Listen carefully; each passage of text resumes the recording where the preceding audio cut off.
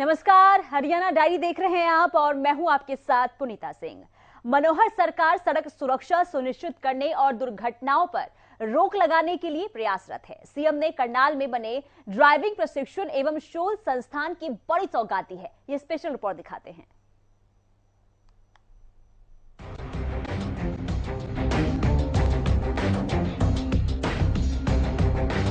CM Manohar Lal का करनाल दौरा, driving प्रशिक्षण एवं शोध संस्थान की सौगात, 34 करोड़ की लागत से बनी संस्थान। मुख्यमंत्री मनोहर लाल के कुशल नेतृत्व में हरियाणा सरकार सड़क सुरक्षा सुनिश्चित करने और दुर्घटनाओं पर अंकुश लगाने के लिए प्रतिबद्ध है। सीएम ने करनाल में बने ड्राइविंग प्रशिक्षण एवं शोध संस्थान की बड़ी सौगात दी। ड्राइविंग प्रशिक्षण एवं शोध संस्थान सड़क दुर्घटनाओं पर अंकुश लगाने में अहम भूमिका निभाएगा। 2 पहिया, चौपहिया लाइट और हैवी वाहनों के ड्राइविंग के टेस्ट होंगे। ऑटोमेटिक ड्राइविंग टेस्ट ट्रैक के जरिए प्रशिक्षण लेने वालों की गलती चेक होगी। टेस्ट पास करने के बाद प्रमाण पत्र मिलेगा। Smart classroom, male female infrastructure, canteen, hostel और वर्कशॉप की व्यवस्था, परिवहन विभाग और होंडा कंपनी के संयुक्त तत्वावधान में संचालन, चालकों के लिए हर तरह की सुविधाएं। मुख्यमंत्री ने कहा कि इससे पहले प्रदेश में 3 ट्रेनिंग सेंटर खोले जा चुके हैं। 8 और नए केंद्र खोले जाएंगे। इसके बाद प्रदेश में प्रशिक्षित युवाओं की कमी नहीं रहेगी। कॉमनवेल्थ खेलों में हरियाणा के खिलाड़ियों के प्रदर्शन पर मुख्यमंत्री ने बधाई देते हुए कहा कि एक बार फिर हरियाणा के खिलाड़ियों ने खेलों में अपना कमाल दिखाया है। अभी खेल चल रहे हैं और उम्मीद है अभी और पदक आएंगे। 9.25 एकड़ जमीन पर ये पूरा क्षेत्र ये विकसित हुआ है, जो हमारा ड्राइविंग ट्रेनिंग का ये प्रोग्राम है और 34 करोड़ रुपया इसके ऊपर खर्च आया है। और ये 34 करोड़ रुपया मैं धन्यवाद करता हूं होंडा कंपनी का, जिन्होंने अपने CSR फंड में से इस पैसे को लगा करके और एक आदर्श सुंदर व्यवस्था ये की है। वैसे तो इसी प्रकार के ITDR 3 और स्थानों पर भी पहले बने हैं, चाहे वो रोहतक का सेंटर हो, कैथल का हो, बहादुरगढ़ का हो। चौथी जगह पर आज ये सेंटर बना है और जैसा विर्क साहब ने बताया कैसे 8 सेंटर जिनकी जगह चिन्हित कर ली गई है और आने वाले 2 वर्षों के अंदर मैं समझता हूं उसमें अधिकांश तैयार हो जाएंगे। और उसमें से लगभग 15,000 से ऊपर एक्सीडेंट केवल हरियाणा में हो रहे हैं और उसमें भी 1.5 लाख लोगों की देश भर में मृत्यु होती है। 4,500 का आंकड़ा हरियाणा से संबंधित है। अब ये अपने आप में बहुत बड़ी एक ट्रेजेडी है, कारण उसके कोई भी हो, लेकिन हमको इस एक्सीडेंट से कैसे बचना है। लक्ष्य रखा गया कि 2050 तक आने वाले 25 साल, 27-28 साल के बाद 0 एक्सीडेंट ये हमारा एक दृश्य बनना चाहिए। अब उसमें चाहे कठिनाई सड़कों के कारण से है, क्योंकि सड़कों में भी अंधे मोड़ हैं, कहीं ना कहीं सड़क टूटी होती है, कहीं खड्डा भी होता है, ड्राइवर के कंट्रोल से बाहर गाड़ी हो जाती है। चाहे गाड़ियों के रखरखाव, मेंटेनेंस, फिटनेस, गाड़ियों की इसमें कमी होती है। कहीं उसका ब्रेक फेल हो गया तो कहीं स्टीयरिंग फेल हो गया तो कहीं पहिया निकल गया तो कहीं एक्सल टूट गया। ये गाड़ियों की कमियां भी उसमें कंट्रीब्यूट करती हैं। और कहीं कहीं ड्राइवर्स की लापरवाही ये भी होती है। लापरवाही एक विषय है, लेकिन अज्ञानता, कई बार ठीक से गाड़ी चलाने का अभ्यास, मैं कहता हूं हमेशा सामने देख के चलो। सामने आपके घर वाले हैं, आप घर वालों के पास सुरक्षित पहुंच जाओगे। और अगर सामने देख के नहीं चलाओगे, इधर ऊपर देख के चलाओगे, तो कहीं ऐसा ना हो कि आप ऊपर ही चले जाओगे। इसलिए सामने देख के चलाओ, ऊपर देख के मत चलाओ। मेरा कहना है कि सावधानी बरतना, सावधानी हटी, क्या लिखा होता है, दुर्घटना घटी। बहुत सावधानी होकर चलना। बहरहाल सीएम मनोहर लाल की करनाल को बड़ी सौगात मिल चुकी है, जिससे सड़क हादसों पर लगाम लगाने में मदद मिलेगी।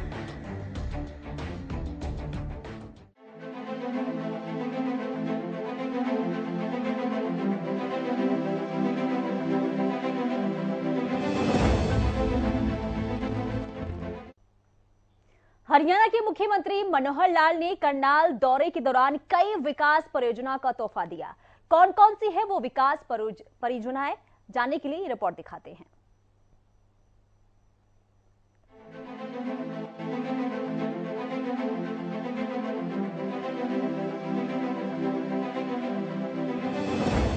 हरियाणा के मुख्यमंत्री मनोहर लाल करनाल दौरे पर रहे, जहां उन्होंने कई मनोहर सौगातें दी। ग्राफिक्स के माध्यम से आपको दिखाते हैं कि सीएम सिटी को क्या कुछ तोहफे मिले हैं। करनाल को विकास परियोजनाओं का बड़ा तोहफा मिला है। 109 करोड़ रुपए के विकास कार्यों की सौगात मुख्यमंत्री मनोहर लाल की तरफ से दी गई है। इनमें 21 परियोजनाओं का शिलान्यास और उद्घाटन हुआ है। मुख्यमंत्री मनोहर लाल ने इन परियोजनाओं का शिलान्यास और उद्घाटन किया। आपको बता दें कि पश्चिमी यमुना नहर के विकास कार्यों का उद्घाटन मुख्यमंत्री मनोहर लाल ने किया है।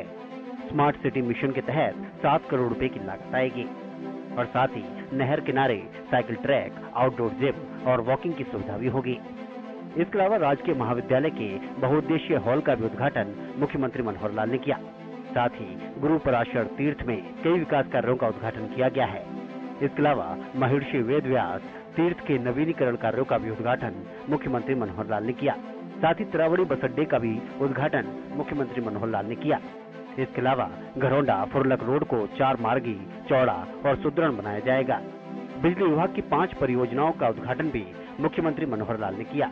वहीं उद्घाटन करने के बाद सीएम मनोहर लाल ने कहा कि 4 वार्डों के लिए नहर किनारे एक रमणीक स्थान बनाया गया है। लोगों को सुबह शाम घूमने फिरने में सुविधा होगी।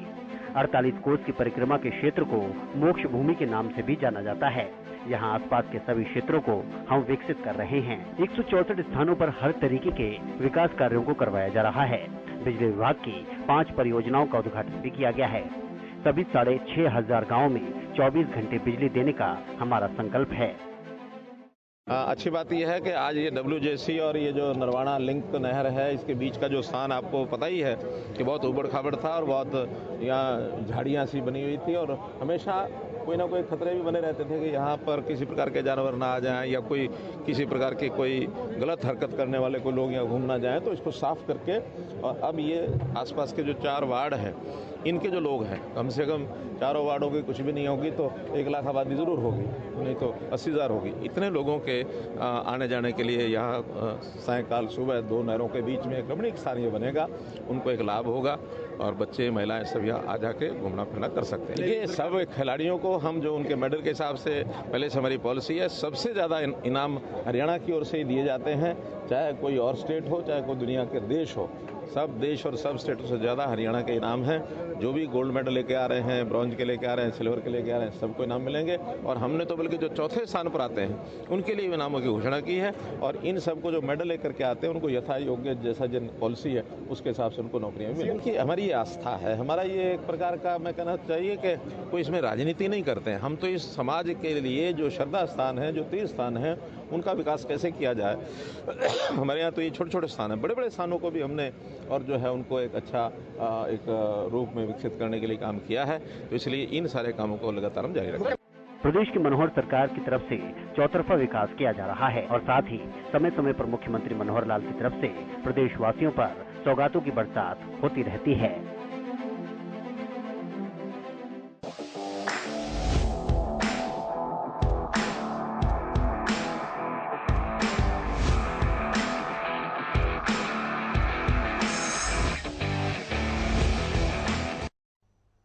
और इंग्लैंड में चल रहे कॉमनवेल्थ गेम्स में हरियाणा का दबदबा कायम है। यहां के पहलवान लगातार पदकों पर अपना कब्जा जमा रहे हैं।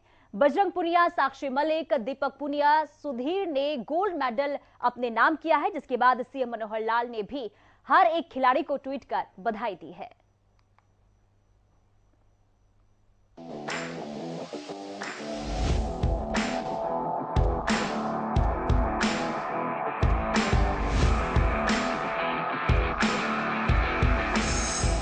कॉमनवेल्थ गेम्स में दिखा हरियाणा का जलवा। अब की बार टूटेंगे सभी रिकॉर्ड। सीएम मनोहर लाल की खेल नीति लाई नया रंग।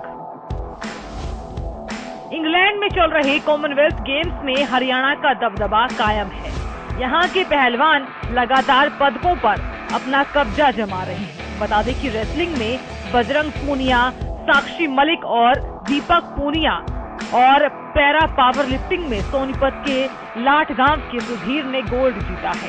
वहीं अंशु मलिक ने सिल्वर और मोहित ग्रेवाल ने ब्रॉन्ज मेडल हासिल कर लिया है। इन खिलाड़ियों की सफलता पर सीएम मनोहर लाल ने बधाई दी है। कॉमनवेल्थ गेम्स में इस बार हरियाणा के 43 खिलाड़ी अलग अलग खेलों में हिस्सा ले रहे हैं। 2018 के कॉमनवेल्थ गेम्स में हरियाणा के खिलाड़ी 22 पदक जीत कर आए थे। वहीं इस बार उम्मीद है कि इस बार पिछला रिकॉर्ड भी टूट जाएगा। कॉमनवेल्थ गेम्स में हरियाणा के खिलाड़ियों के बेहतरीन प्रदर्शन से मुख्यमंत्री मनोहर लाल भी बेहद खुश हैं। उन्होंने हर खिलाड़ी की जीत के बाद ट्वीट किया और उनको बधाई दी। सीएम ने ट्वीट किया, बजरंग पूनिया और साक्षी मलिक की जीत के बाद सीएम मनोहर लाल ने उन्हें बधाई दी और लिखा, हरियाणा के पहलवानों ने इंग्लैंड में दिखाया हिंदुस्तान का दम। CWG 2022 में मारे धाकड़ पहलवान बजरंग पूनिया को स्वर्ण पदक और महिला पहलवान अंशु मलिक को रजत पदक जीतने पर अनंत बधाई एवं शुभकामनाएं। समस्त भारतवर्ष को आप दोनों पर गर्व है। हाँ, डबल तिरंगा फहरेगा बहुत सा अपना स्वतंत्रता दिवस का 17 अगस्त को, और बेटे ने विदेशी धरती पर अपना झंडा परचम लहरा दिया। काफी खुशी है, और इससे बड़ा बयान नहीं कर सकते, इतनी खुशी। इंग्लैंड में चल रही कॉमनवेल्थ गेम्स 2022 में रोहतक की महिला पहलवान साक्षी मलिक ने स्वर्ण पदक हासिल कर लिया है। इसके साथ रोहतक में साक्षी मलिक के परिजनों में खुशी का माहौल है। बहुत ज्यादा खुशी जी, बस पूछो ही मत, इतनी ज्यादा खुशी है। क्या उम्मीद थी? हाँ, उम्मीद थी, अब की बार 100% उम्मीद थी, क्योंकि ये जैसे मैं वहाँ खाड़ा में जाता था, इसकी प्रैक्टिस देखता था, तो रात दिन जो ये मेहनत करती थी ना, उससे 100% उम्मीद थी अब की बार ये गोल्ड ले गए और गोल्ड लेगी जाए। बहुत ही अच्छा महसूस कर रही है, जैसे मेरे में एक एनर्जी आ गई कि मैं जाके कुश्ती कर लूँ, इतना मैं महसूस कर। स्टार्टिंग में स्टेडियम में ले गई, यहाँ तक यात्रा साक्षी की बहुत ही अच्छी रही है। थोड़ा सा शादी करने के बाद जैसे यहाँ रही, फिर वहाँ का माहौल था तो थोड़ा वो चेंज हो जाता है। उस माहौल में 2-3 साल वो मतलब कहीं लुप्त कह लो, कुछ कह लो, लेकिन प्रैक्टिस उसने वही रखी। कुछ समय का फेर होता है, तो अब उसने अपनी जो प्रैक्टिस करी है, इतनी मेहनत करी है, तो उसका मेहनत का जो नतीजा आज आप देख ही रहे हैं, उसने कॉमनवेल्थ में गोल्ड लिया। सीएम मनोहर लाल ने साक्षी मलिक की जीत पर भी ट्वीट किया, गर्व का पल, हरियाणा की बेटी महिला पहलवान साक्षी मलिक ने भारत को 8वां स्वर्ण दिलाकर पूरे विश्व में देश के झंडे को ऊंचा किया है। बेटी साक्षी और सभी हरियाणा वासियों को ढेर सारी बधाई एवं शुभकामनाएं। देश और प्रदेश का नाम रोशन करते हुए सोनीपत के सुधीर ने पैरा कॉमनवेल्थ गेम्स में भारत को गोल्ड मेडल भी दिलवाया। बहुत खुशी हुई बेटा, देश के लिए और कुनबे के लिए मेरा बेटा मेडल लेकर आया है। भगवान उसका साथ दिया और वो जीत का आ गया, और ऐसे भगवान सब ने बेटे दो और सबको वो, और ये खुशी सबके घर में हो। तो किस तरह से खुशी मना रहे हैं? बहुत अच्छी तरह से खुशी मना रहे हैं। वही खाना बनाकर रसगुल्ला गिला घेवर गिला, बहुत खुशी हो रही है। 2013 से वही ऑफिस में पावर लिफ्टिंग में है और आज इस मुकाम तक पहुँचे हैं। 7-8 साल हो गए हैं मेहनत करते हैं रेगुलर, इसलिए देश को गोल्ड मिला है। कौन कौन से मेडल है? ये 7 बार वही इसमें नेशनल में गोल्ड मेडल है, 2 बार वर्ल्ड चैम्पियनशिप में है सिल्वर, 1 बार इंडोनेशिया में है ब्रॉन्ज मेडल है, और अब इसमें कॉमनवेल्थ में गोल्ड मेडल है। तो इंटरनेशनल पहला? हाँ, इंटरनेशनल पहला। तो कितनी मेहनत करते थे? किस तरह मेहनत रवैया व्यवहार रहा?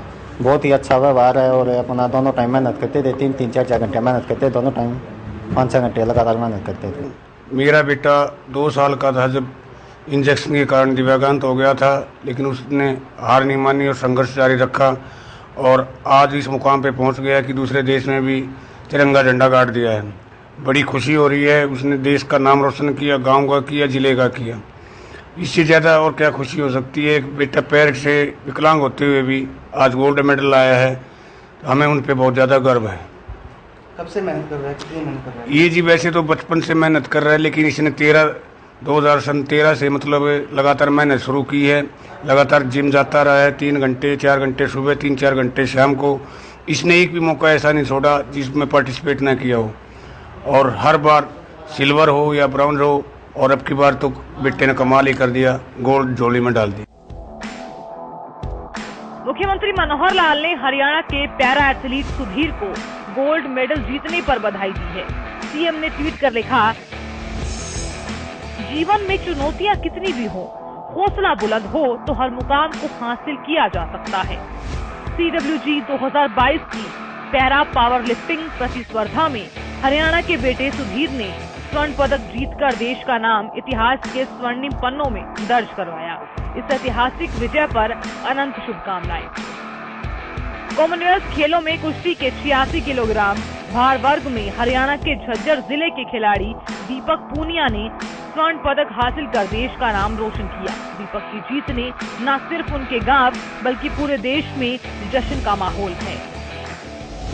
देखिए, सबसे बड़ी खुशी ये है पूरे भारतवर्ष में ही है, छारा गांव की मैं नहीं कहता, पूरे भारतवर्ष में सबसे बड़ी खुशी है कि ये मेडल आया है। और मेडल की सबसे बड़ी पहचान, ये तीनों मेडल हमारे पुराने रोहतक जिले के हैं, जिसको हम सोनीपत जिला इंक्लूड होता है, और रोहतक और झज्जर।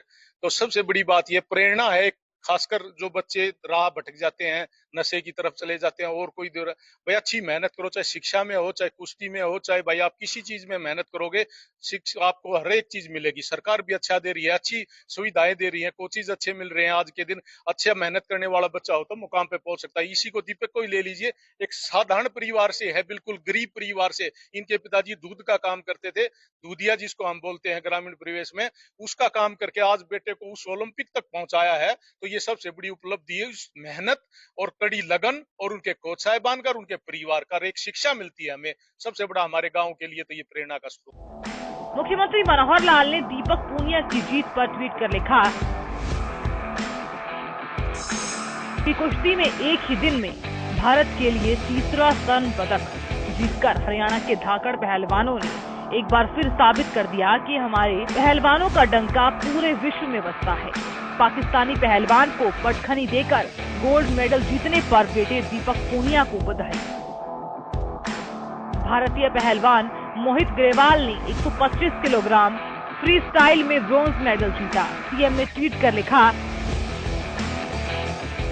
हमारे पहलवान ने CWG 2022 में दिखाया अपना दम। हरियाणा के पहलवान बेटे मोहित ग्रेवाल को कुश्ती में कांस्य पदक जीतने पर हार्दिक बधाई एवं शुभकामनाएं। आपको उज्जवल भविष्य के लिए शुभाशीष।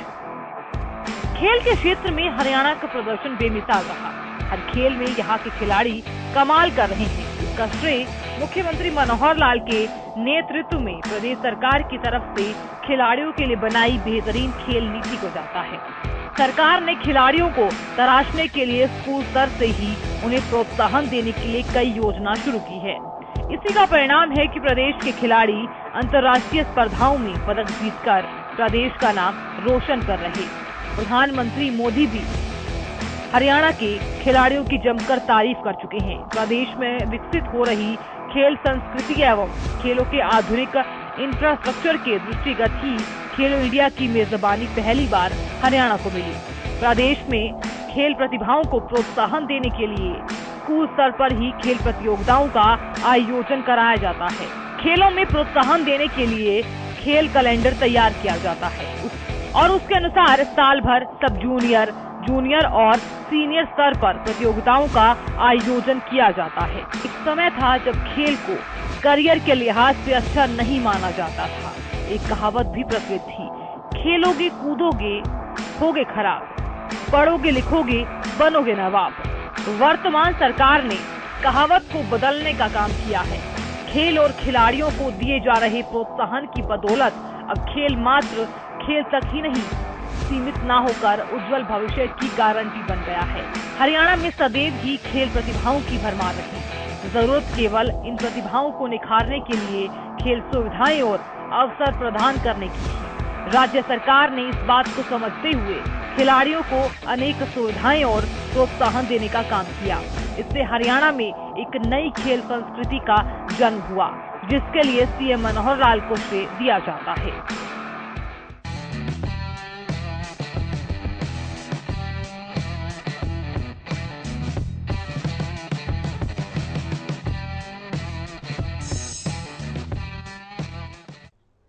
हरियाणा विधानसभा को पेपरलेस करने की घड़ी नजदीक आ गई है। सदन में सभी डिवाइसेज अब इंस्टॉल हो चुके हैं। विधानसभा अध्यक्ष ज्ञानचंद गुप्ता ने जानकारी दी कि 8 अगस्त को सीएम मनोहर लाल ई विधानसभा का उद्घाटन करेंगे।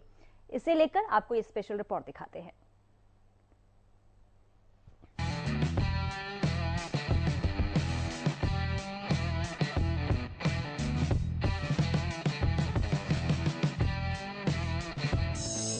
विधानसभा की तैयारी पूरी।